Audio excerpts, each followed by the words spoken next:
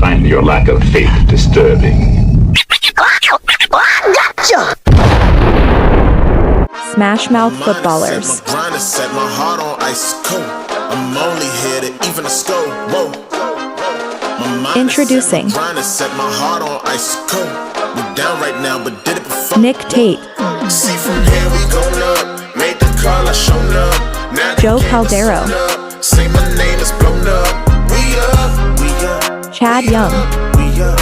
We up. We up. We up. We up.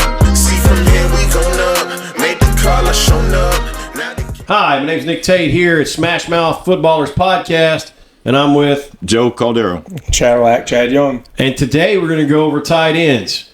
Before we do that, we're giving away a Darren Waller signed jersey. That's right.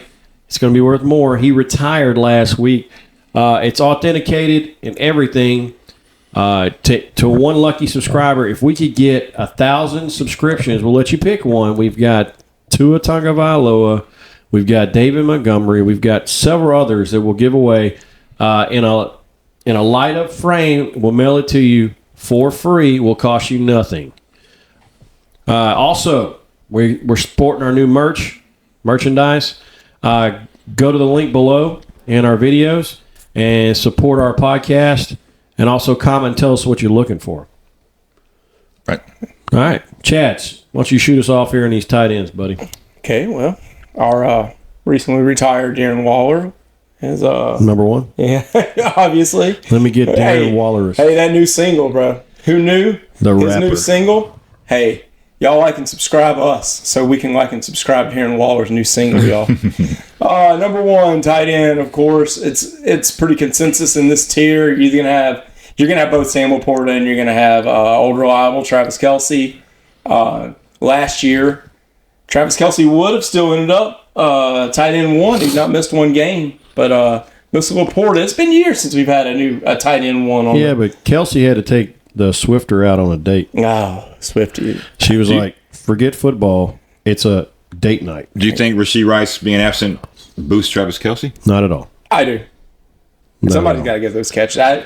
They're going to try to find another wide receiver with them guys they picked up. It's just speed, though. That's all they have is Rashee Rice. It was Hollywood speed. Brown, He's hurt. Xavier Hollywood Worthy. Brown is just speed. Yeah, Pacheco is going to show you that he can catch the ball. Xavier Worthy is speed.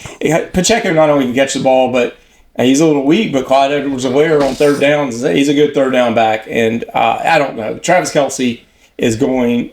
I still think he's going to eat. I think he's going to be projected over 120 targets. I think he's going to get 8 touchdowns. In the first, second round, he's too expensive for my taste. So I don't touch a tight end either in the first or second round. What's crazy, he's got an ADP of being like really low. do both of y'all agree that those two are alone in tier one? I think Sam Laporta is definitely there. I think Travis Kelce is there due to his past productivity. I mean, he's tight end number 2, but I mean, what's he like 30 something in the ADP? His age is what's kind of keeping you. You know, he's not going to reach that old ceiling he used to. Like, Right. You know, he's more of a floor player now than a ceiling guy. He used to be focused on the game. Now he's looking up in the stands. I just don't. Where's she at? He's going to get his opportunities. He's too good. He's just older. And the reason why I do have him higher, though, than Samuel Porta. Y'all don't? I don't. I mean, yes, on paper, he's higher, but I think Sam Laporta has a bigger breakout this year than he did last year. I got Kelce a little higher only because Rashee Rice isn't there for who knows how long. It's weapons with me. I think second year Jahmyr Gibbs is going to eat in some of those touchdowns, and I don't see Samuel Porta. I think he's going to go down in touchdowns. Targets, I think he's going to go down in targets. Just give me a less stacked Kansas City team with that tight end, then give me the stacked Detroit team with Samuel Porta the second year in this third year in this offense. Either way, I'm not touching the tight end in the first 4 rounds. I agree with you completely. I'm not touching one that early either. It's look at it, third round is what for the Samuel volume, Porta's going? the volume, the yardage, the touchdowns. And I'm not. Yeah, I don't remember old school football. There used to be like a 4 to 5 tight end there, and then after that, it's a huge drop, and now you're picking it. Now you got the Freiermuths of the world coming up with consistency, and it's a lot more like quarterbacks. It's become a little deeper now. Right. So, yeah, so I wait too. Anybody? I'm with you. I think Sam Laporta, Travis Kelce's in tier 1. Going into tier 2, I think it's somewhere between Mark Andrews, Dalton Kincaid, and Trey McBride. I put Mark Andrews, Kittle, McBride. See, my That's it problem for with me. Kittle, and I like Kittle. Don't get me wrong, I do like Kittle. It seems like one year, like he's part of their team, and then another year, like they don't even use him. That's It's me. weird. It's kind of in and out. He's hurt. Sometimes he's hurt. Or they I've seen many years where they get Kyle Juszczyk in the H-back spot, and there's no reason for him. Right. And so like I don't ever really. Whenever they didn't have the scheme, Kittle was a dog. But this scheme kind of. He was the number 1 for almost a minute there. Yeah. Like, he was good. If you're not getting Kelsey, Laporta, Andrews, you're chasing touchdowns off the tight end. Well, So Kittle is projected to have 6. I'm not willing to pay what it takes to get Kelsey, Laporta, or Andrews. I'll take Kittle in the 6th and be happy with him. I'll take. Well, I don't know. Mark Andrews in the 5th looks really good to me because I think he and Zay Flowers are the only options they're going to have in the red zone throwing the ball. Right. And I love it. He'll have 8 to 10 touchdowns easy, I think, this year, Mark Andrews. I like Trey McBride for the same reason, but I don't think he's going to have the touchdowns. I don't either. And I don't know why they don't have Evan Ingram in here. Evan Ingram's my 4th tight end, and that's because he was just dominant last year. I had him last year. I got him. And he failed me. Tight How? end number He- 7. When you needed him most, he didn't show He was up tight at all. end 4 last year. 13.2 points per game he averaged. You get 13.2 points out of your tight end per game. Yeah. That's good. And Look, Calvin Ridley's gone. I've had plenty of years where my tight end got Maybe I was just looking- I was looking for a- 3. Present or something because I lost everything. I lost my 2 running backs. Yeah. I lost the receiver. Maybe I was just hoping for more than I got. Calvin Ridley had the 4th most red zone targets last year, and he's gone. He's gone. Hey, somebody's got to catch the ball in the red zone. Evan Ingram will. Pat Freiermuth will. Yeah, well, Arthur Smith will use him better than Kyle Pitts. I hope so, but I don't have him this high in my rankings. I All have right, Chad. So who is in your tier 2? my tier 2 is going obviously Mark Andrews, Evan Ingram, Trey McBride, Dalton Kincaid, and I'll put Pitts in there because I think the talent is too good in a new offense. Joe, where's yours 2 at? I already did my 2, so it was Andrews. It was Andrews, McBride, Pitts, and then Njoku. Okay. Do y'all think Dalton Knox eats And into Kincaid. Sorry, go ahead. eats into Kincaid? I almost want to tell you they're going to play a 2 tight end Yeah, set they have this to whole play time. two tight end set. I think they're gonna mirror each other Okay. in what they get. Because where Dalton Kincaid's going is kind of rich for me. Like late 4th, early 5th for him, and with a double tight end set, and the talent's there. We all know he's great. Yeah. But that's a little rich for me. It's for him him. chasing touchdowns at this point, and he's a touchdown magnet. So Yeah. I'll tell you like this. So for me, we're looking at I like Mark Andrews in 2. I like George Kittle in 2. I like Kyle Pitts in 2. I even like Jake Ferguson in 2. Dalton Kincaid, I don't like him there, just like you're saying. I don't like him in that area. I don't like him as anybody I'm considering around 4. I would take Pitts in 4 before I take Kincaid because I think he shares the backfield with he's sharing his touches with another tight end that's almost like an identical twin. Yeah. So it's not like they're keeping the better tight end on the field. They're just going to make sure they're both rested. Yeah, they're both of them are against their touch shares, and give me one dominant tight end other than a shared, and that's what I'm more worried about.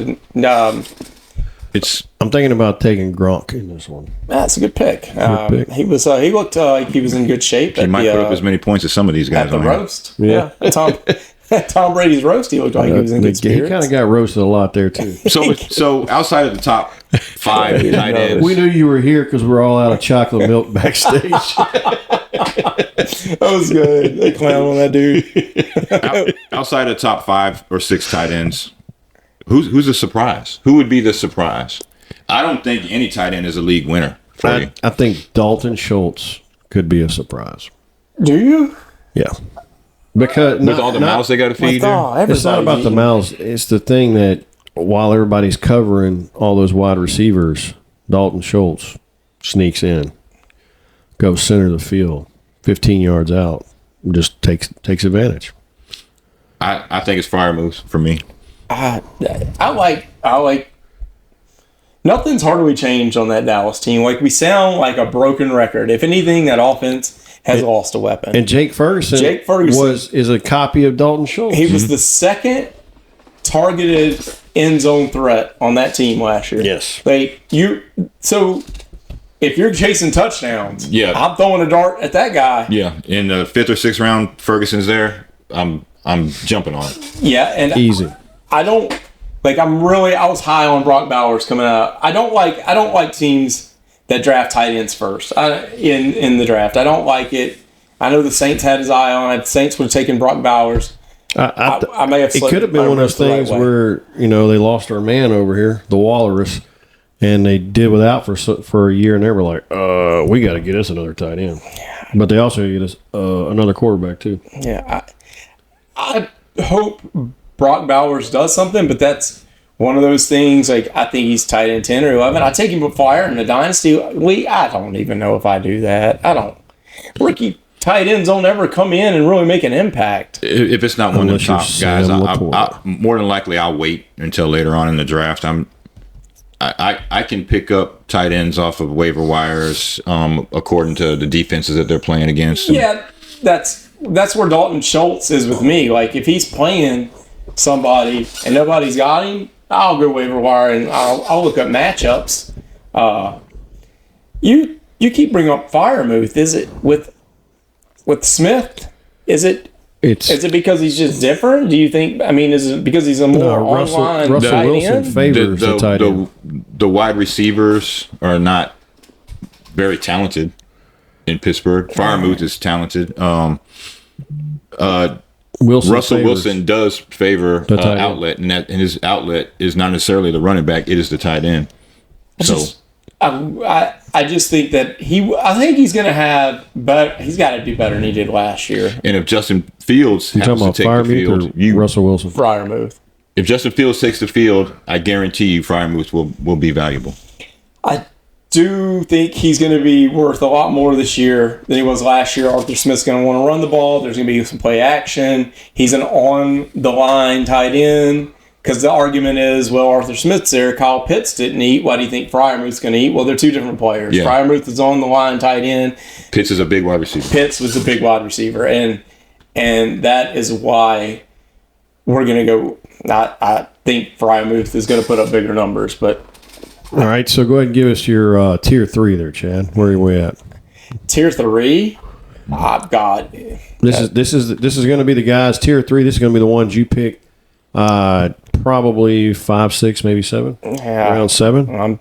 Kittle and Njoku, Ferguson, Brock Bowers. Now you're just throwing names out there? We're just throwing names and trying to guess. What about Cole Kmet? The mental picture, Chicago, touchdown, who's in the end zone, Cole Kmet's in the end zone. But it's not Fields anymore. It's a different offense, too. It's a different... What do you think about Luke Musgrave? I don't. He was hurt, but I like him. But he's got a target share with another tight end, too, and weapons galore. I like Njoku better than all of them because he got tight end... he got red zone touches last year, and he didn't have a quarterback. So maybe consistently he might get something this year. Hopefully Jameson Winston stays healthy. Out of all of them, aren't we all just right here at this point with? Yeah, it's. I mean, you got to do your homework. You got to play them against defenses who are not good against the tight end. Fantasy wise, though, what we're not bringing up, and we should be, is we can finally talk a positive about the Saints and the fact that tight end is what position Taysom Hill's going to go as, and we've seen so far earlier in this offense, he's been an H-back, he's been quarterback carries. So even though he has tight end, you're going to see him in a Kyle Juszczyk, Debo Samuel-like role, and I would take a flyer on him later on. With Juwan Johnson being hurt, I mean, he's definitely going to be. Somebody's got to get the ball, right? Juwan Johnson's out. He's playing H-back. He's got quarterback keepers. They're lining him out. Yeah, he's always got some reason to touch the ball during the game. And you got to, if you're going to shoot for touchdowns, why not? Yep. Why not do that? And something I never thought I would ever consider, but I'm starting to. If I go 4th or 5th round, like tight end, when you're drafting tight end, you're looking at your team. Like you want elite players, and if you're not getting them, at least you can go get an elite tight end. Like if you go get a Kelsey, or if you go get a Laporta, or say like on the 3rd round you get Mark Andrews, but he's had that significant injury role.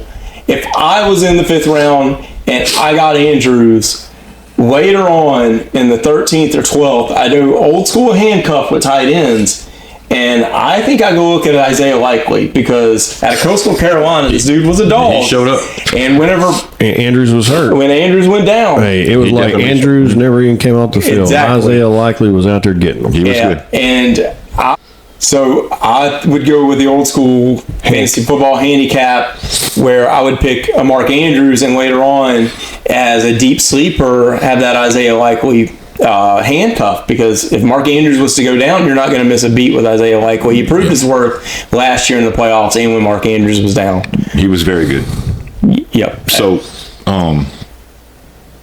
what tight end have we not mentioned here that could potentially add to your team that you guys think? Say you were drafting and you didn't pick a tight end until the 10th round. Who in here could give you value in the 10th round? Tyler Conklin. Okay. Well, Okay. And, I might have jumped on Aaron Rodgers bandwagon on this one.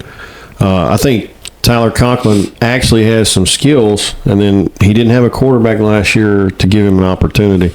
So I think he actually steps up. He may not be the number one, but I think he probably jumps 10 spots on ADP. Okay, mine is Mike Gesicki. Joe Burrow loves throwing tight ends. It's a safety blanket. Mike Gesicki's a good tight end. He's not great, but he's good at everything. And that's a great landing spot to be in Cincinnati with those weapons. You're going to be in the middle. Something's going to open up. Burrow's loved tight ends from LSU when he had Randy Moss's son. He's always delivered. So why didn't he ever make it on to the starting squad on Cincinnati? Because he just wasn't good enough. He wasn't fast enough. That's it. Yeah, it wasn't strong enough. Because they were good together in college, just couldn't do it. Huh? But I mean that's college.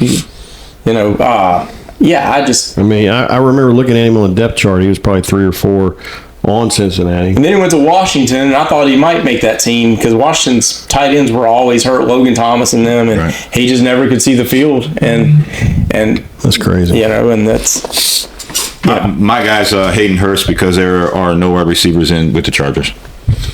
Yeah, that's the truth. So that's as simple. Kind of like the bell cow of tight ends. Yeah.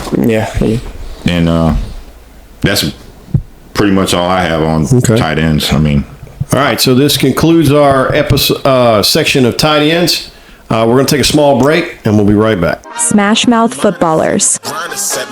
Support the SMF crew. Check out our new store. Get awesome high-quality t-shirts, tumblers, hats, and more. Help the crew go to the next level. Go to our YouTube, like, subscribe, and enjoy.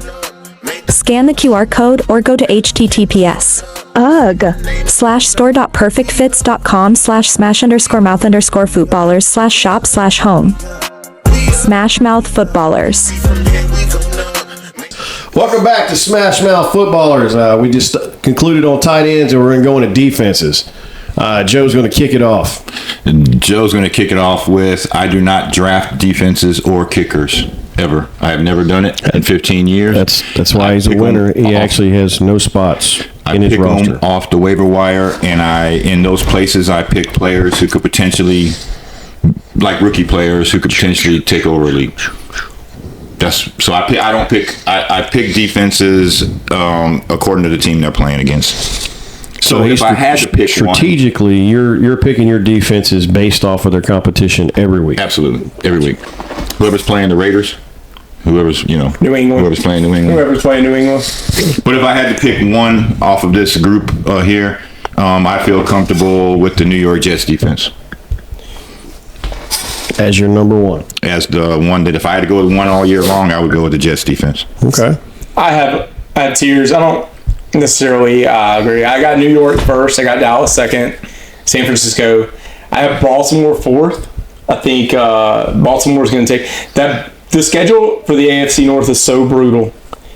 The thing that's intriguing this year, though, about defenses is the special teams rule change. You are going to see. So how's that going to apply? It's going to apply on defense, special teams, and you're going to see a lot of run backs, I think. Really? Yeah. Nobody gets a running start. You kick the ball off. Have you looked at what special teams coaches like Darren Rizzi and stuff have lined up? Teams are specifically going after a return man again. Mm-hmm. We may see a Devin Hester type impact. Remember whenever Chicago went to the Super Bowl as the Chicago Devin Hesters? Teams are specifically looking. See, the Saints brought in that quarterback from small school, and they brought him in to run back kicks. Darren Rizzi has changed the whole defensive lineup. Luke McCaffrey was brought into San Francisco. Luke for yeah, I'm sorry. Pittsburgh. Where did he go? Pittsburgh. He's at Pittsburgh. Yeah. He's a wide receiver. I'm sorry. Yeah. And so this is why it's going to be fun to get into defenses again. I don't like Baltimore's probably the consensus number one defense, as everyone sees. That schedule's brutal. I don't like that schedule. I love that team, but I don't want a team going and playing that hard of a schedule, playing them offense. And maybe later on in the year when you go into cold environments, but that's why I like the Jets. Sauce Gardner, their corners are amazing. That defense is talented. Sauce Gardner is phenomenal. He's amazing. Yeah, and they're only going to get better. If the Jets can figure out some way to score some points and have teams playing behind against them, that Jets defense should be number one. So my thing is he was born, his mom said, your name is Sauce, or you think he changed his name? I think his nickname was Sauce. I don't know the story behind it. I know dude's a baller. I want to hang out with him. I just want to kick it with him. Me and Sauce, the Cadillac and Sauce, dude. We should have our own TV show.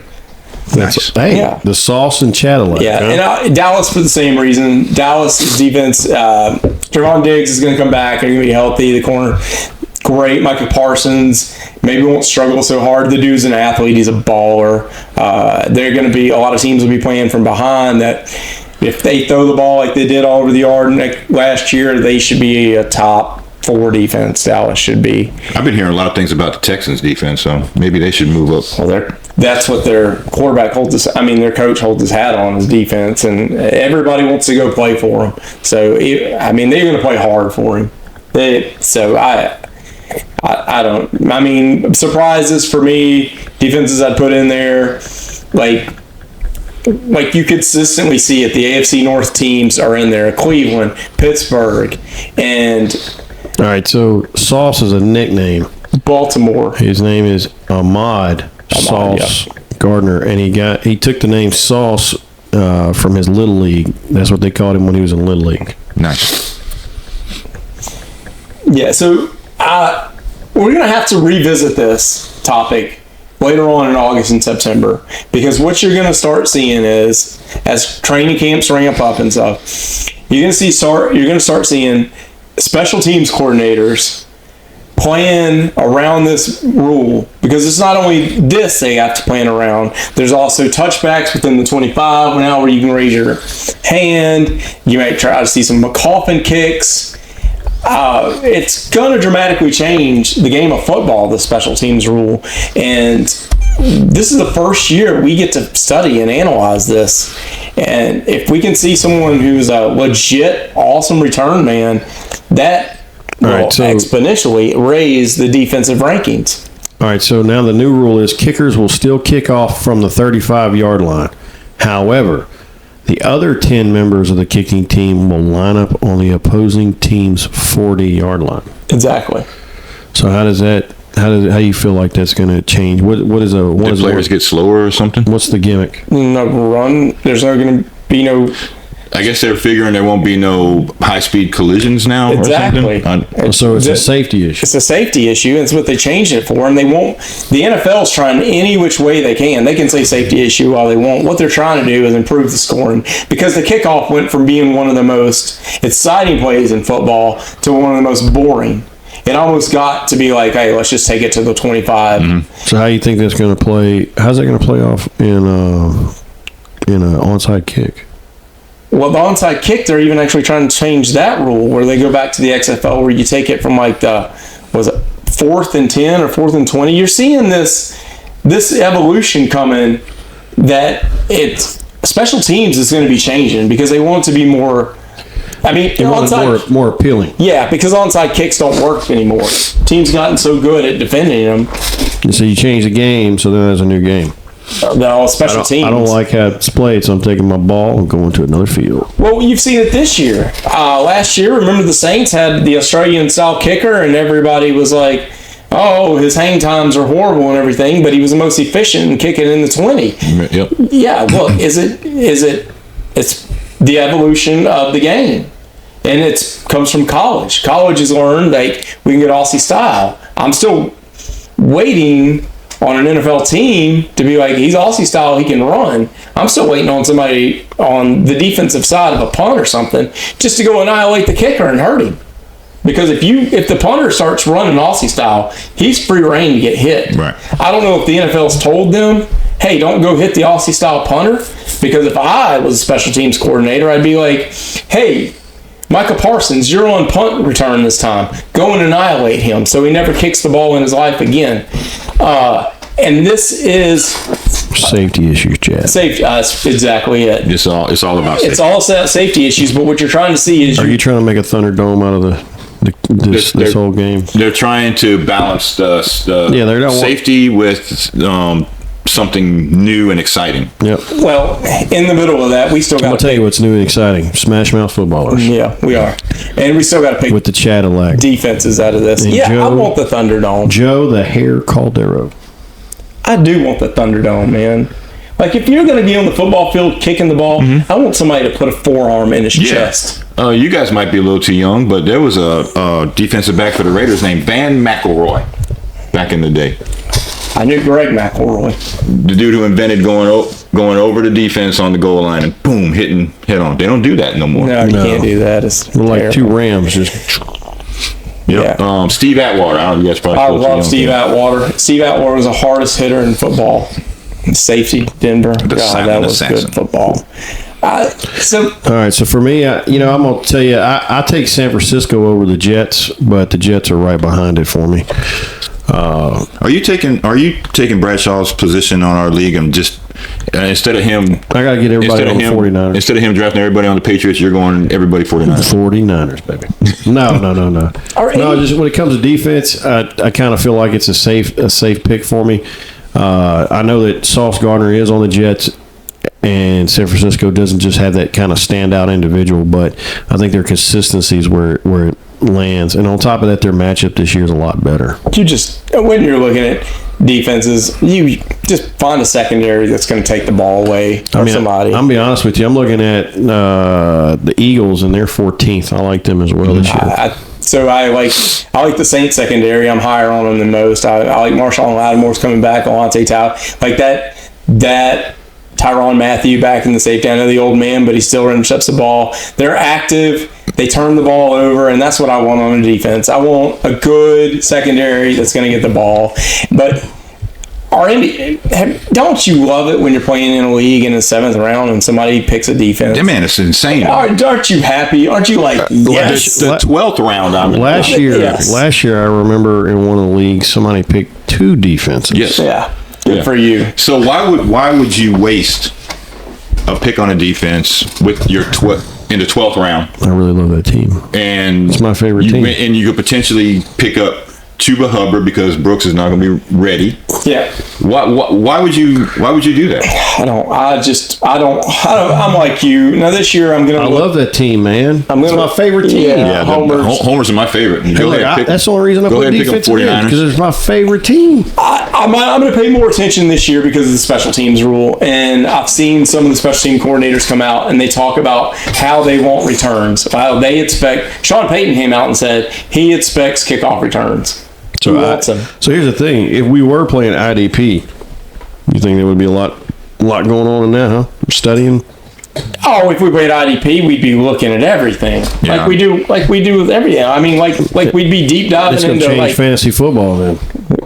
And you can't teach an old dog new tricks. In 15 years, I have not drafted a defense, and I will not start now. Yeah, I've always thought it was ridiculous whenever you can go waiver wire and just find somebody. See, Joe's colorblind. He waits until everything's over and he picks the team in the color he can see. Yeah. Yep. Oh, that's the brown. That's the brown. It's got a brown. The helmet with no design on it. That's the Browns. The yellow. Ooh, they're a yellow. They're one of the yellow positions. They all look the same to me. I don't pick them. They're a yellow position. I'm gonna pick them. Yeah, it's dumb. The safety. That's all the thing I'm looking at. I'm looking at that. I'm looking at secondaries, and I'm looking at who isn't picked and who's the best at the end of the year. At the end of the draft, if I pick anybody, hey, who's playing New England? Who's playing New England? Are they out there? I'll go scoop them off. Yeah. Yeah. Who's playing the Raiders? Who's playing the Raiders? I mean, I do pick defenses, but I honestly, it's either my last or second to last pick. Yeah, kickers and defense is always last. Sometimes I may go a little early if I think no team's going to be able to get in the red zone with a kicker or something, but I don't. I'm trying to find the guy who's going to win me my league. I'm trying to find that surprise guy that I pointed out statistically that's going to win me my league. I ain't worried about the Rams defense. Yep. So I'm worried about Antonio Gibson if Ramondre Stevenson. I'm worried about him. I'm worried about a defense. Chad's exactly right. Last year, Chad found the guy to help him win his league. His name was Joe Caldero. Yeah. He drafted for that guy. Yeah. So.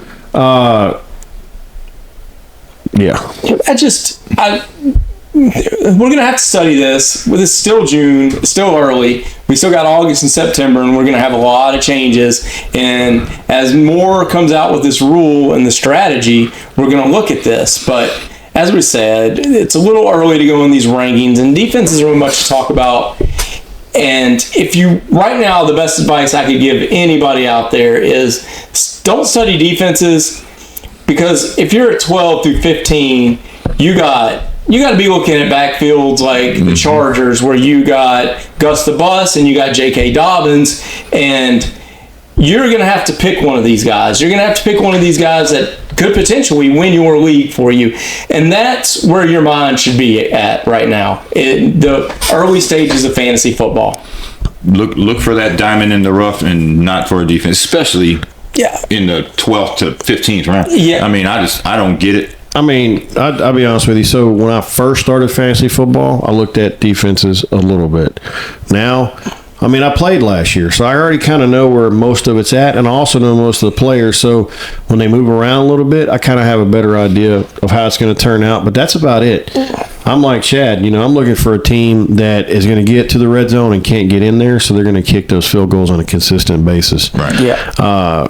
But I mean, the one guy I liked last year was the Dallas Cowboys kicker. Well, yeah, I like the New Chicago kicker. He I think he didn't miss. Yeah, maybe once time in the playoff. I like any kicker that I did not draft. Yeah, I don't like. I don't care Every one about of them. kickers at all. I don't really care too much about kickers either. They're usually the highest scoring fantasy football players, but like, who cares? Well, the thing is they're not consistent. They got 25 points this week. They get 3 tomorrow. Who? Hey, here's a tip. Detroit plays 14 games in a dome. They're not playing outside with wind. Minnesota. Draft that guy. Minnesota. Don't draft Dallas. Saints. Go. I mean, Anybody on turf and nobody playing outside. yeah, that's it. Well, I mean, we're gonna get into this later on. This is June right now. We're looking. That's just like you always pick the running back that's playing on a field that it's going to rain that day. Yeah. So they're going not to pass the ball. They're that not much. throwing the ball. Yeah. I mean, when you get into defense and you get into kickers, you start looking at elements like where do they play, what's their schedule, what's the win like, like certain things like that, and that can give you points all day long. What's the red zone efficiency? That gives you false hope in a 50 running mile an hour quarterback too. winds. Yeah. So. All right. Yeah. So this concludes our episode on tight ends and defenses. I'm Nick Tate. Joe Caldero. Chad Young Cadillac. Hey, and we're out. SmashMouth Footballerz. Sponsored by Aspis Emergency Preparedness. Perfect Bits. NT23 Investing and Tate Property Management.